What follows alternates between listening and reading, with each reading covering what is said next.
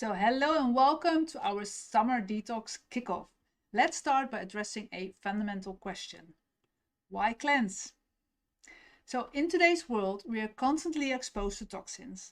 Cleansing is essential because it supports our body's natural detox pathways and helps reduce this toxic burden. Instead of asking why cleanse, perhaps we should asking ourselves why aren't we cleansing every day? So now let's talk about why summer is the perfect time for detox. So summer is all about letting go and renewing our health. This detox program will help you reduce stress, eat clean, and build a healthier relationship with food. And so much more. So detoxing helps prevent diseases and promotes overall well-being.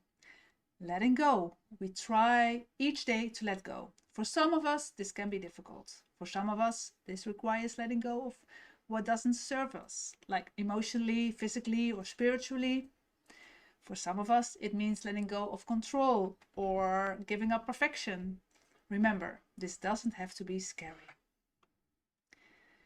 So we've got 3 phases in this summer detox. So the pre-detox, during the first 4 days, we ease into the program by reducing stimulants and processed foods. Next, we move into the detox phase, removing all stimulants and foods not on the detox list. And then finally, we have the transition phase where we slowly reintroduce potentially triggering foods. So, and to help you through these phases, we've provided several materials: a comprehensive detox guide, a shopping list, and recipes for phases 2 and 3, along with helpful handouts. So we start with a pre-detox prep on days 1 to 4. So during the pre-detox prep, read through your materials, print out your shopping list and meal plans, and start flagging recipes you like. It's also a great time to check your pantry and begin reducing coffee, sugar, and other stimulants. So check on what you want to use to help you detoxing with probiotics, skin brushing, tongue scraper, Epsom salt, castor oil, journaling, and get into the mindset of being toxin free. So start looking at labels. Is there, for example, aluminium in your deodorant? Are there things you can't pronounce in your cleaning supplies or shampoo or makeup? And then continue to reduce caffeine, sugar, alcohol, etc. And do your grocery shopping if you haven't done that already. So once we're prepared, we dive into the detox phase. Our focus here is on clean eating, proper hydration, and supporting our body's detox pathways. So follow the suggested meal plans, but feel free to adjust. And before you start, go to your program materials and take the toxicity quiz. Establish a baseline by using the chart in your program materials. This will give you a great idea of where you are and where you need to improve. Then, keep in mind that we are removing common allergens and the things known to trigger inflammation and stress for the kidneys and adrenals especially. So the suggested meals packet shows one way you can structure your detox, but again, you're very welcome to adjust or use other detox friendly recipes.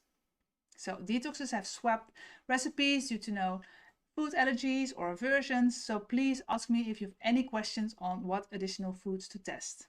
So go to your guide for the full list of foods, what to eat, and foods to avoid.